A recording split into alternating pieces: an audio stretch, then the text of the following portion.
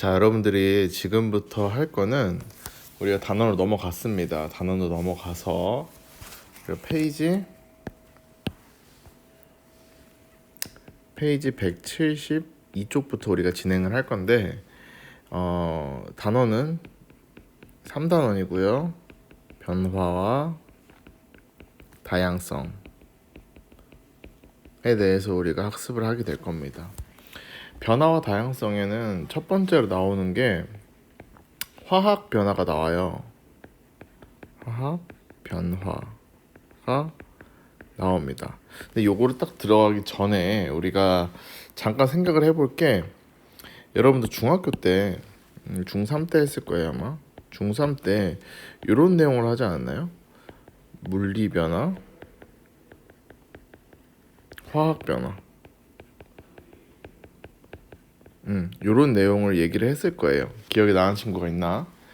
자, 물리 변화 같은 경우는 우리가 어떤 물질의 성질이나 그런 건 바뀌지가 않아요. 단순히 상태가 변하거나 아니면 모양, 이런 것이 변해요. 이런 게 변해서 실질적으로는 뭐 분자로 얘기하면은 분자는 변하지 않죠. 변하지 않고 우리가 모양이나 상태만 딱 바뀐다, 이런 내용을 상태나 모양이 바뀐다라고 얘기를 합니다. 그래서 우리가 이 물리 변화의 대표적인 예로 기억되는 게 뭐, 예를 들어서 물이 어는 거죠. 물이 언다. 얼면 뭐가 돼요? 그죠, 얼음이 되죠. 얼음이 되는 거. 그다음 또 뭐 있죠? 무슨 그릇 같은 게 깨져요. 그냥 그릇이 깨진다. 그러면은 깨진 그릇이 그 깨진 그릇 조각이 그릇이 아닌 건 아니잖아요. 그래서 아예 그 모양만 바뀌는 거지, 어떤 아예 성질이 바뀌거나 이러진 않는 거죠. 성질이 변하진 않아요. 이런 걸 우리가 얘기했던 물리 변화에 대한 대표적인 예들이었고, 화학 변화를 예를 들면은 다 바뀌는 거죠. 정확하게는 원자의 배열이 바뀝니다. 그러니까 이거는 조금 어렵게 설명한 거고, 쉽게 말해서는 아예 다른 물질이 된다. 아예 다른 물질이 되어버리는 게 우리는 화학 변화라고 하고, 대표적인 예로 우리가 뭐가 있죠? 뭐 예를 들어서 뭐 연소, 그러니까 뭐 종이를 태운다. 연소 반응일 수도 있고, 그다음에 고기를 굽는 거, 고기 굽기. 고기를 구우면은 처음에는 이제 생고기였던 게 아예 이제 색깔이 변하면서 우리가 다른 물질이 된다라고 느낄 수가 있는 부분이 있어요. 또 뭐가 있죠? 아예 다른 물질이 생성이 되는 거면 됩니다. 광합성도 있고요. 그렇죠? 다양한 뭐 물질들의 변화가 있을 수가 있겠네요. 자, 이렇게 우리가 일예로 중학교 3학년에 했던 내용을 잠깐 얘기를 해봤고, 이걸 왜 얘기를 했냐, 이 중에서 우리가 화학 변화를 중점적으로 다시 얘기를 해볼 건데, 이 화학 변화 중에서도 뭐다? 바로 그냥 화학 변화는 굉장하게 많은데, 이 중에서 지구와 생명의 역사에 어떻게 큰 변화를 가져온 화학 변화를 우리가 알아보자, 이거예요. 그래서 우리가 오늘 할 수업에 대한 궁극적인 목표가 뭐냐 했더니, 바로 이런 화학 변화가 있는데 지구와 생명의 역사에 큰 변화를 가져오는 이러한 화학 변화에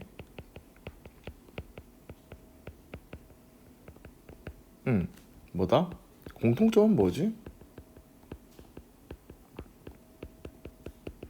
요게 오늘 우리가 학습해야 될 핵심 키워드입니다. 우리가 지금 얘기할 지구와 생명의 역사의 큰 변화를 가져온 화학 변화들은 어떠한 공통점이 있을까? 대해서 학습을 하면 됩니다. 여러분들 프린트 페이지인데요. 일단 요걸 내용은 프린트로 확인해 보면서 나가보도록 합시다. 자, 지구와 생명의 역사의 변화를 온 화학 반응입니다. 자, 프린트 첫 번째를 보면은 우리가 지구와 생명의 역사의 변화를 가져온 화학 반응이라고 나옵니다. 원시 바다에서 뭐가 나왔다 처음에 여기 선생님과 함께 채워봅시다. 아까 얘기했던 것처럼 생물이 출현했어. 이걸 통해서 산소를 만들어냈대. 뭐지? 광합성. 광합성하는 생물이 출현하였고 옛날에 엄청 옛날에는 이 광합성하는 생물이 있었는데 요거를 우리는 스트로마 톨라이트 말 어렵죠. 스트로마 톨라이트라는 엄청 원시 식물이 있어요. 얘가 처음에 광합성을 해서 산소를 냈다고 합니다. 그 이후에 출현하였고 이 광합성으로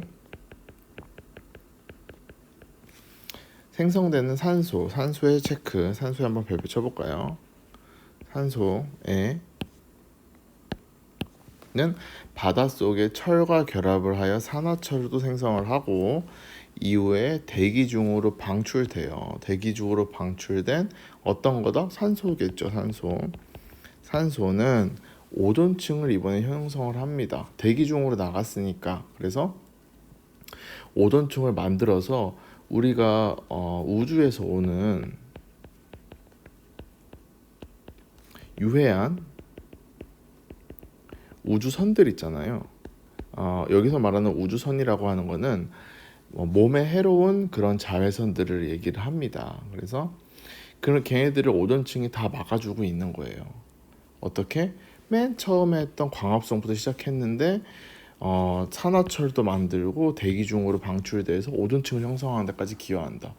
굉장히 많은 지구의 변화에 이러한 광합성, 즉 화학 반응이 관여를 하고 있다라는 것을 우리가 볼 수가 있어요.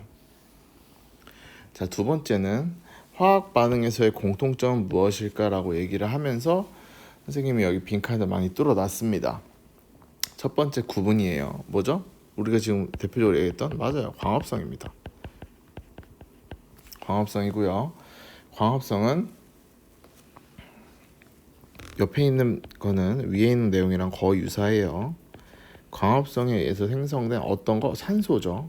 산소는 지구 대기의 성분을 변화시켰고 이로 인해 바닷속 생물이 육상으로 진출할 수 있는 기회가 되었다라고 얘기를 할 수가 있죠. 이래서 결국에는 이 산소 때문에 우리가 산소를 우리도 산소를 갖고 호흡을 하잖아요. 그래서 산소를 갖고 호흡을 하는 이런 생명체가 출현할 수 있어서 지금의 다양한 생물의 어떤 진화가 이루어질 수 있었다라는 굉장히 역사적으로 위대한 그런 사건이었던 거죠. 이런 광합성이요. 자, 아까 얘기했던 것처럼 이 광합성의 반응물부터 봅시다. 어떤 거였죠? 그렇죠. 이산화탄소, 그 다음에 물이 있었어요. 얘네들이 들어가서 반응을 했더니 생성물이 뭐가 나왔다? 산소 당연하고요. 아까 말했던 것처럼 포도당이 나왔습니다. 포도당과 산소 이렇게 나온 것을 확인할 수가 있었죠. 다른 색깔 펜으로 해볼까요? 두 번째는 아까 얘기했던 것처럼 화석 연료의 연소입니다. 우리가 화석 연료를 태움으로써 다양한 산업혁명이 가능하도록 되었죠. 그러면은 여기 써볼까요? 뭐는 인간에게 일시에 많은 같은 시간대에 굉장히 많은 에너지를 사용할 수 있게 해주어서 기계의 사용, 대량 산업혁명이 가능하게 하였다. 뭐죠? 바로 화석 연료의 연소 반응입니다. 이렇게 해서 표현할 수가 있고요. 다양한 교통수단을 사용할 수 있게 돼서 교통혁명이 가능해졌다. 그렇죠. 석탄을 처음에는 때우면서 교통수단이 발달하기 시작했으니까요. 자, 이 반응물에는요. 한번 써볼까요? 탄소, 수소가 주성분인 화석 연료. 그쵸. 이 화석 연료를 태운다고 했으니까 화석 연료라는 것은 뭘로 이루어져 있냐면요. 주로 이 탄소와 수소로 이루어져 있습니다. 얘랑 그 다음에 아까 얘기했던 건 연소 반응이니까 연소 반응이면 뭘 태워야 돼. 태우려면 뭐가 필요해요? 바로 네, 산소가 필요합니다. 산소. 그 다음에 밑에 생성물을 볼게요. 생성물은 뭐가 나온다? 어쨌든 연소 반응이니까 이산화탄소, 그다음에 물이 나옵니다. 이렇게 확인할 수가 있죠. 자, 그리고 마지막 하나를 볼게요. 요 마지막 하나도 또 하나의 예인데 아까 우리가 그림을 통해서 확인했던 것처럼 철의 재련입니다. 철을 주조하고 철을 만든다는 거예요. 그래서 이러한 철의 재련으로 얻은 철이 자동차, 기차, 선박 등의 다양한 교통수단과 철로를 만들었죠. 그 다음에 건축물, 전자제품, 인공위성까지 굉장히 많은 분야에 걸쳐서 활용돼서 지금 현재 인류 문명 발달에 굉장히 많은 기여를 하고 있는 것이 바로 철을 통해서 만들어졌다라고 얘기를 할 수가 있습니다. 반응으로 보면은 철광석이라는 것은 우리가 산화철이라고도 합니다. 철이 이미 산화가 된 거야. 그다음에 탄소 뭐 이런 것들이 있겠죠. 그래서 얘네들을 재련해요. 그러면 이제 순수한 철이 나오고요. 그다음에 이산화탄소가 나오고요. 그래서 이렇게 생성물을 확인할 수가 있습니다. 자, 그러면은 지금 얘네들의 모든 반응에 공통적으로 지금 들어가는 것들이 있어요. 어떤 거죠? 봐봐요. 광합성은 산소가 포함되어 있고요. 화석 연료의 연소 같은 경우에 당연히 산소를 갖고 태우니까 필요한 거고, 철의 재련 같은 경우에 처음에 산화철, 산소가 포함된 철이죠.를 통해서 얘를 재련을 하면서 우리가 순수한 철을 뽑아낼 수가 있다라고 얘기를 할 수가 있습니다. 그래서 맨 궁극적으로 밑에 세 가지 공통점이 무엇인가 여기 별표를 3개나 쳐봅시다. 3개 치고 광합성, 화석 연료의 연소, 철의 재련은 모두 어떤 게 관여하는 반응이다? 산소가 관여하는 반응이다 라고 얘기를 하고, 산소가 관여하는 이러한 반응을 뭐라고 한다? 그래서 별표 한번 크게 한번 쳐볼게요. 자, 뭐라고 한다? 산화, 환원 반응이다 라고 얘기를 합니다. 여기에 대해서는 뒤에 더 자세하게 배우도록 하겠습니다. 일단은 우리가 지금 이 파트에서 가장 궁극적으로 알아둬야 될 것은 바로 이러한 화학 변화 중에서도 지구와 생명의 역사의 변화에 가장 큰 기여를 한 화학 반응이 총 3가지가 있다. 어떤 거였다? 바로 광합성, 화석 연료의 연소, 철의 재련, 이렇게 3가지였는데 얘네들은 모두 어떤 게 관여되어 있다? 바로 산소가 관여되어 있는 반응이고, 이러한 반응을 우리는 산화환원이다 라고 얘기를 한다는 거. 여기까지 우리가 정리를 해두면은 딱 깔끔하게 될 것 같습니다. 하기 전에 요 그림을 먼저 잠깐 보고 갈게요. 먼저 요거부터 볼게요.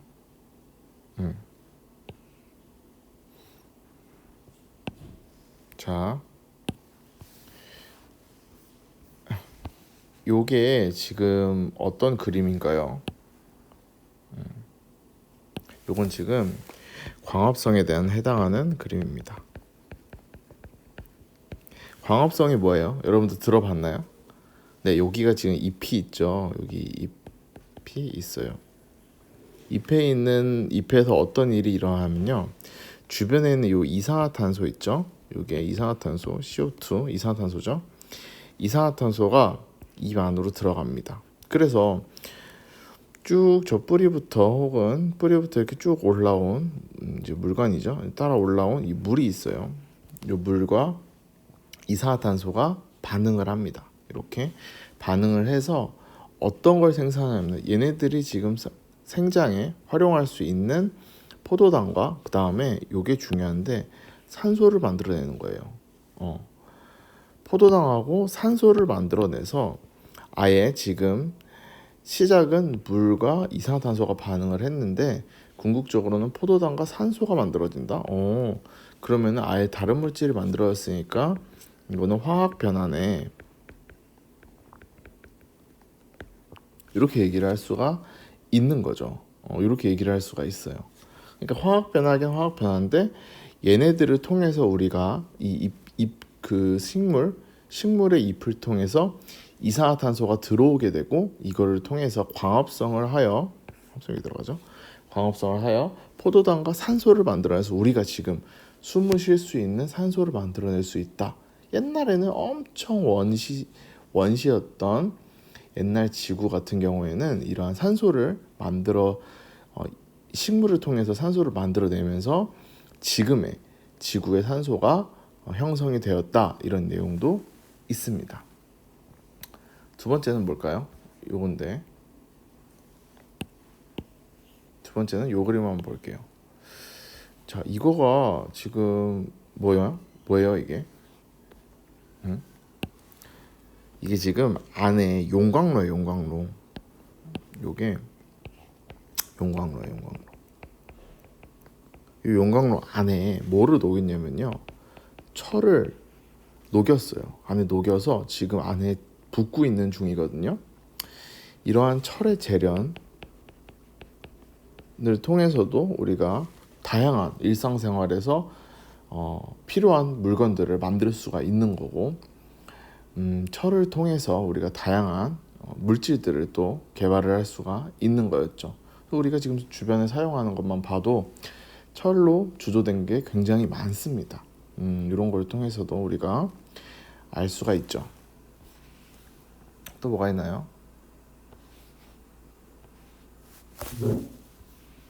자, 이번엔 요 그림 볼게요. 요거 같은 경우에는 지금 어떤 그림이죠? 막 하늘로 막 연기가 확 나오고 있어요. 그렇죠? 이건 지금 공장인 것 같고, 이거는 뭐 매연인가? 그 굴뚝을 통해서 이렇게 해서 나가는 게 보이는 거죠. 자, 이건 뭐냐 했더니 우리가 주변에 지금 석탄 혹은 석유 등의 화석 연료를 굉장히 많이 사용하고 있습니다. 화석 연료를 굉장히 많이 사용을 하고 있는데, 이걸 통해서 우리는 뭐 난방의 기능도 하고, 그다음에 연료로 사용하니까 어떠한 추진력을 만들 수 있는 어떤 기관에 대해서도 우리가 도움을 받을 수가 있는 거죠. 그래서 석탄을 떼워서 우리가 불을 지필 수도 있고, 이러한 공장에서 이 그림이 나타내는 게 이런 석탄이나 석유 등의 화석 연료를 통해서 우리가 생활에 조금 더 윤택하게 할 수 있다라는 내용을 볼 수가 있는 겁니다. 현재 우리가 기계를 많이 사용을 하고 대량 산업에 지금 산업혁명을 통해서 굉장히 많은 산업이 발전을 했는데 굉장히 큰 일조를 한 것이 바로 이 화석연료의 연소입니다. 이걸 태우면서 지금 돌아가는 거죠. 자, 이런 걸 통해서 우리가 우리 주변에는 지금 많은 화학 변화들이 있다라는 것을 얘기를 할 수가 있는데, 구체적인